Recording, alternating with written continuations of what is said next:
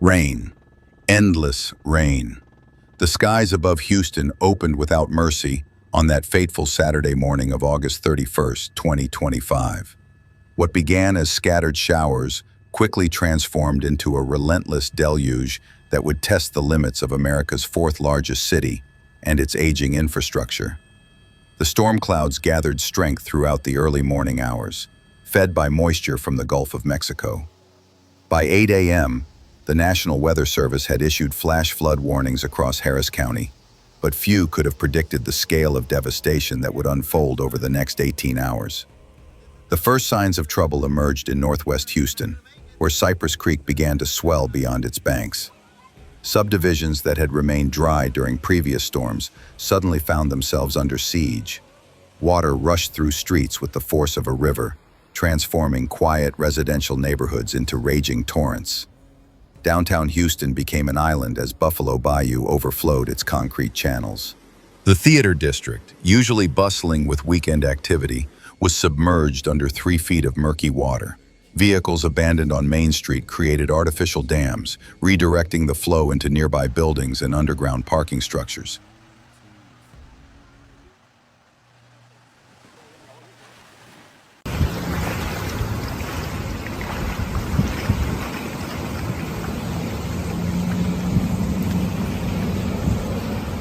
Andas valiendo verga. Interstate 45, the Gulf Freeway, became a death trap as sections near Hobby Airport disappeared beneath surging floodwaters. Motorists who had attempted to navigate the rising tide found themselves stranded on overpasses, watching helplessly as their vehicles vanished into the brown torrent below. Emergency responders launched boat rescues directly from highway surfaces that had become impromptu lakes. The rain intensified throughout the afternoon. What started as a typical Texas thunderstorm evolved into a meteorological monster, dumping over 8 inches of rainfall in just 4 hours across the metropolitan area. Drainage systems, already strained from years of urban development, collapsed under the unprecedented volume. Neighborhoods along White Oak Bayou experienced some of the worst flooding. Entire blocks of homes were inundated up to their rooflines. Residents who had weathered Hurricane Harvey 8 years earlier watched in disbelief as water levels exceeded even those record-setting heights. The elderly couple on Oak Forest Drive, who had rebuilt after Harvey, found themselves once again trapped in their attic, awaiting rescue. Why does it smell like that?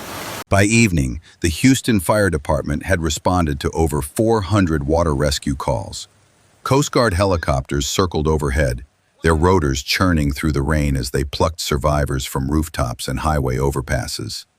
The George R. Brown Convention Center was hastily converted into an emergency shelter, its vast halls filling with displaced families clutching salvaged belongings. The energy infrastructure buckled under the assault. CenterPoint Energy reported over 300,000 customers without power as transmission lines succumbed to rising waters and wind damage. Substations across southwest Houston shut down automatically as floodwaters breached their protective barriers. The darkness that followed made rescue operations exponentially more dangerous. Throughout the night, the deluge continued.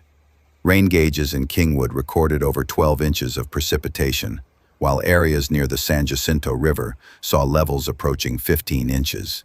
The persistent downpour overwhelmed retention ponds and bayous that had been designed for much smaller volumes. What should have been controlled drainage became uncontrolled destruction. Emergency management officials faced impossible decisions. With multiple bayou systems overflowing simultaneously, there was no safe place to redirect the water. The Addicks and Barker reservoirs, already stressed from previous storms, began controlled releases that added to the flooding downstream. Entire communities west of the city found themselves caught between rising natural floods and man-made discharge. Dawn of September 1st revealed the full scope of the catastrophe. Aerial footage showed a transformed landscape where familiar landmarks were barely recognizable beneath vast sheets of muddy water.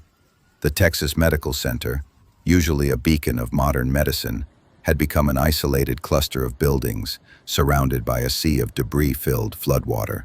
Recovery efforts began even as rain continued to fall sporadically throughout Labor Day. The National Guard deployed high-water rescue vehicles, while volunteer boat crews from across East Texas converged on the city. Churches, mosques, and community centers opened their doors to provide shelter and hot meals for the thousands displaced by the flooding. The economic toll mounted quickly. Oil refineries along the ship channel shut down operations as a precautionary measure, sending ripples through global energy markets. The Port of Houston, one of America's busiest, suspended operations indefinitely as its facilities lay submerged. Preliminary damage estimates suggested losses exceeding $2 billion. Insurance adjusters would spend months documenting the destruction. Entire neighborhoods required complete rebuilding. The floods had not discriminated. Million-dollar homes in River Oaks sat waterlogged alongside modest apartments in southeast Houston. The great equalizer of nature had reminded the city once again of its vulnerability to the elements.